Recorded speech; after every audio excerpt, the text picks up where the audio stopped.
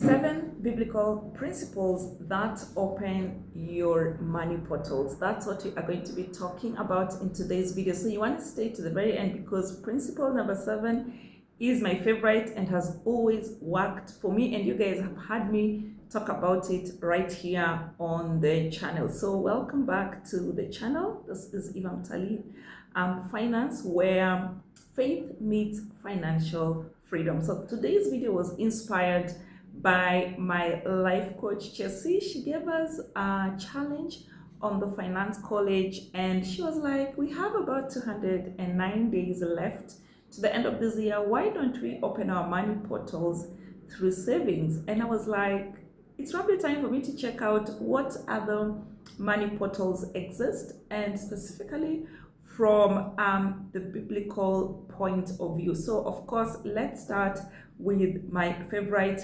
biblical principle that opens your money portals is tithing. Of course, you knew I would start with that. Honor God first. So when you read the book of Malachi chapter 3 verses 10, it says, bring the whole tithe into the storehouse. Test me in this and see if I will not throw open the windows of heaven and pour out so much blessing that will not be room enough to store it. Now let's dissect this Bible verse from Malachi chapter 3 verses 10. So the phrase throw open the windows of heaven is used only 2 times in the entire Bible. So here in Malachi chapter 3 verses 10, where God is asking us to test him. And also, this is the only time in the entire Bible when God asks us to test him. So let us test God. And the second time the phrase throw open the windows of heaven is used is in Genesis chapter 7 verses 11, when the floods came during Noah's time. And basically what it means is that God is showing us that when we tithe, he's literally going to flood our lives with provision. And it's not like going to be like a drizzle, but a proper downpour. So if you use that analogy of the flood, whereby for the first time in the history of the world it rained, and also for the first time in the history of the world we had the mountains covered. We are talking about mountains like Mount Kenya, Mount Kilimanjaro. I have been to both, and they're really high. So when they talk about the windows of heaven open and all this were covered, that's the amount of abundance I want in my life. And if God says tithing is one avenue to open that money portal, guys, believe you, I'm in for it. And this is something I have been doing. I have been working for the last 25 years after the shooting of this video, and that is something I have purposely done from the bottom of my heart. Tithe is 10%, guys. So my government literally takes almost 40% of my income in taxes. So I don't see anything sinister by giving 10% of my pay to the one that gives me breath. Okay, guys, let's move to number 2 biblical principle to open your money portals. So number 2 is stewardship. Basically, stewardship is how you manage what you already have.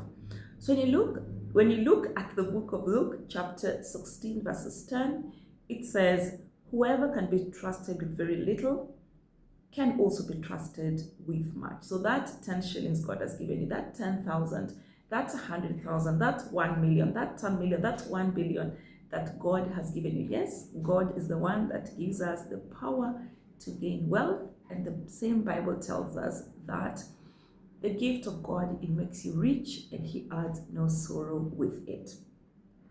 So your next level of provision is probably hidden in how you handle that little money that God has given you. So let's look at one example.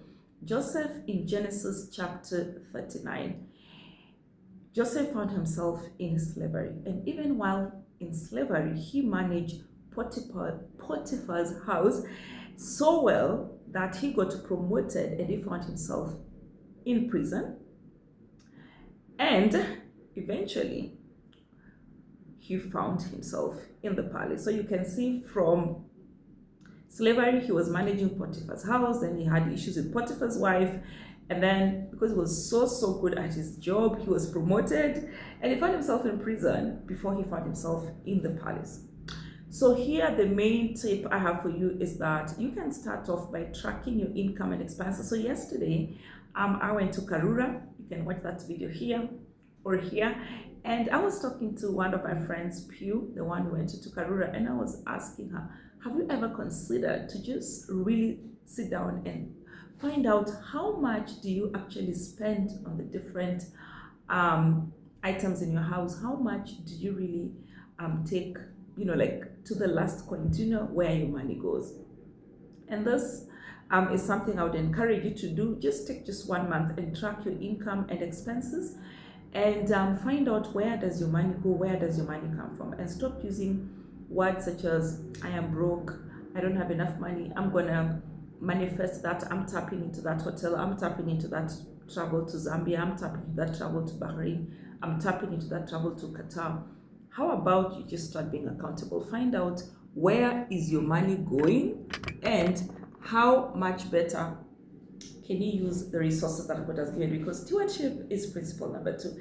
Let us look at principle number 3 for opening your money portals. Diligence. Literally work your AWS. So when you read the book of Proverbs chapter 10 verses 14, it says, lazy hands make for poverty, but diligent hands bring wealth. So let's look at an example of Ruth. We know Ruth in the Bible, who worked so hard gleaning leftover grain in Boaz's field. This one act of diligence opened so many doors for her, starting with favor. She was favored by the king. It led to marriage. Remember, she was prepared for a whole year. And when the different virgins were brought, she emerged as the one that won the king's heart. And of course, it brought her generational legacy, because we all know that actually our Lord Jesus Christ's lineage comes from the lineage of Ruth. So don't despise that small field that God has given you, that job that God has given you, that provision that God has given you. Do not despise it, because God is going to meet you while you work, not when you sit idle. So have something to do with your hands. If you currently are looking to open your money portals, you do not have a job, get yourself a job. Get something to do with your hands so that God can have something to bless. Let us look at biblical principle number 4 that will open your money portal. Generosity, another one of my favorites. This is basically giving to open supply lines. So when you look at the book of Proverbs chapter 14 verses 8, Proverbs chapter 11 verses 25, it says, a generous person will prosper. Whoever refreshes others will be refreshed. That is really powerful. When you look at another example in the book of 1 Kings chapter 17, we have the widow of Zarephath. This lady literally gave her last meal to the prophet Elijah. And what happened, when you look at verse 16 of that same text, 1 Kings chapter 17, it says, the jar of flour was not used up, and the jug of oil did not run dry for as long as that widow lived. So guys, you can see that when it comes to being generous, to just giving other people, especially those who are unable to repay you back, this could be your church members, this could be people in the same group with you, this could be your colleagues, could be your relatives, friends, just your acquaintances, that chokora out in the street, that blind person, that somebody who's just begging on the street, and even just strangers. It literally activates divine networks like it did for the widow of Zarephath. So consider it. And you don't need a lot of money to be generous. That little 100 shillings that you have, give 10 shillings of it to that street boy, or out of your 1,000, you can contribute 100 for somebody who's looking to pay for a course in GC. And just this little, you can, when you go to visit somebody, bring them some fruits along. You can bless somebody in whatever groups you find yourselves in. You don't need a lot of money to be generous.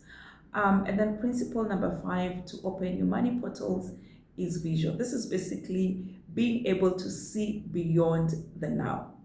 When you look at the book of Habakkuk chapter 2 verses 2, it says, write down the vision, make it known, so that whoever sees it might run. So basically, writing your vision and making it plain is very, very important, because one thing I've also noticed is that God blessings are usually more visible when you are prepared. Okay.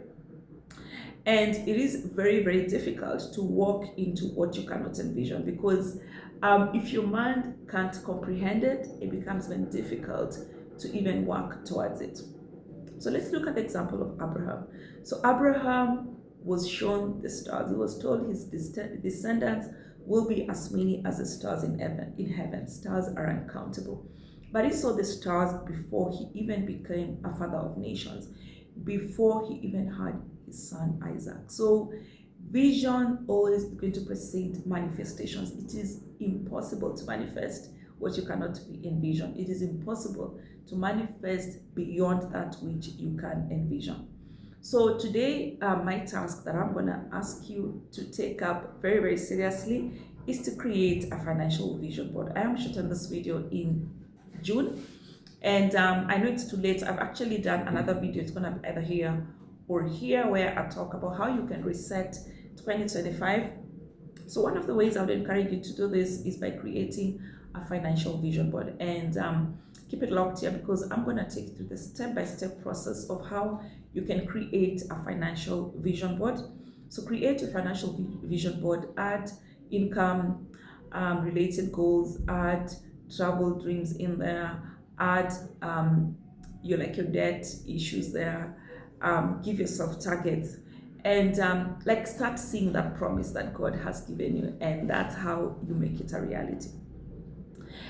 Principle number 6 for opening your money portals is speaking faith into your life, basically aligning your mouth with this wealth that you are manifesting. So when you read the book of Proverbs chapter 18 verses 21, it says the tongue has the power to life and death, not or death.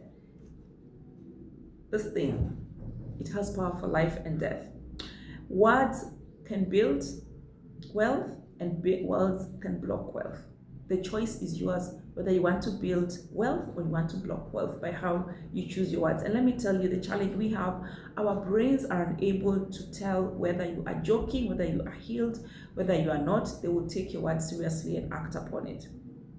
So stop saying words like, oh, I'll never make it, money is evil, rich people are thieves, rich people are greedy, probably next year, 2026, 2027, manifest it today, manifest it tomorrow, manifest it this month. Say, this month, I'm going to fly to Zanzibar. Yeah, speak life. Stop postponing the promises that God has laid down for you.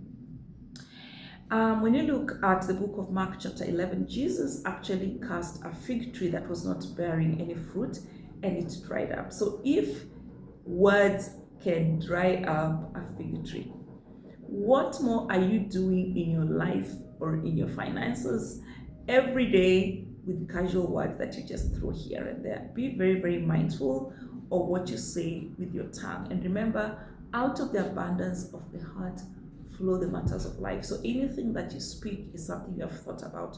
So you want to make sure that you fiercely and jealously guard what goes into your brain, what goes into your mind, what goes into your heart, because out of those is where the words are going to come out. So speak life into your life. For example, say, I am favored, Eva, I'm awesome, money comes to me, money loves me, I am a kingdom financier, and such beautiful words of life is what you want to speak to your life. Principle number 7 for money abundance, opening your money portals, is divine alignment. You need to be in the right place at the right time. When you read the book of Psalm 37 verse 23, it says, the steps of a good man are ordered by the Lord. So let's look at Isaac in Genesis chapter 26. He wanted to run when there was a famine, but God told him, you have to stay behind in Gerar. And in that same land of famine, he planted and he reaped 100-fold from a period of famine. So the lesson here is that when you follow divine instruction, even dry land is going to produce wealth for you. And you guys have seen it. Like there is trees that grow from rocks, like their roots are embedded in rocks and they still grow and succeed. Let's look at principle number 8. We are going to be talking about multiple streams of income. Diversify your resources.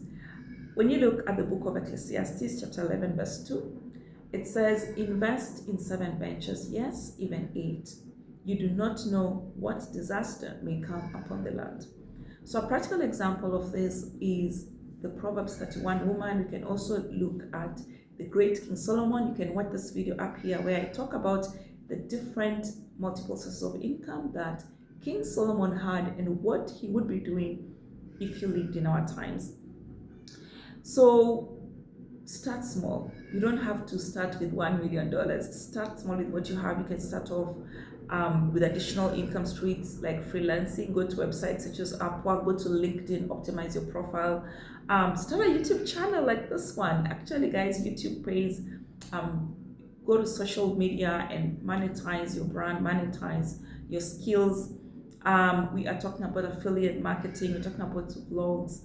We are talking about consulting. We are talking about life coaching. But the easiest way to start additional income stream is to work backwards. Like, what problems do people have that they are willing to pay to be solved? So for me, I'm fortunate to be on social media. I'm on all the platforms. So a lot of people reach out to me based on the kind of content I create, and they ask for different services from me. So I'm very, very easy when it comes to different coaching services, different consulting services, because people reach out to me because I'm already out there. You can start an Airbnb. You can start, there's a whole myriad of income sources you can start, and we have several videos right here on this channel.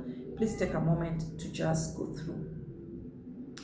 Final word when it comes to opening your money portals is divine alignment. Be where God wants you to be and where He assigns you. So I've already talked about this, but when you look at the book of Deuteronomy chapter 28, verses 1 to 2, it says, if you fully obey the Lord, all these blessings will come upon you. So look at the book of Luke chapter 5, verses 5 to 6, for example. Remember, Peter had one of the disciples. He had been out the whole night trying to catch fish, and he had let down his net so many times. But when this one time Jesus asked him, let your net down, he did it, and he caught so much fish that the boat almost sank.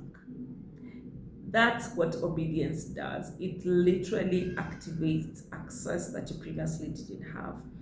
And you need to always be sensitive to God's instructions so that whenever He speaks, you can hear, and your wealth is in your yes. So you need to be saying yes to the Lord. When the Lord gives you instructions, you need to be able to know that it is God speaking to you and say yes to Him. That's how you get access. Did I talk about savings? Oh God, guys, we didn't talk about savings. Let me talk about savings very quickly. Yes, guys, when you look at the book of Proverbs chapter 21, verses 20, it says, the wise store up choice food and olive oil, but fools gulp theirs down. Guys, savings basically means preparing for the future. And it doesn't mean that if you save, it's because you lack faith. Not at all. Basically, is evidence of wisdom in you, because that's basically what Proverbs has asked us to do.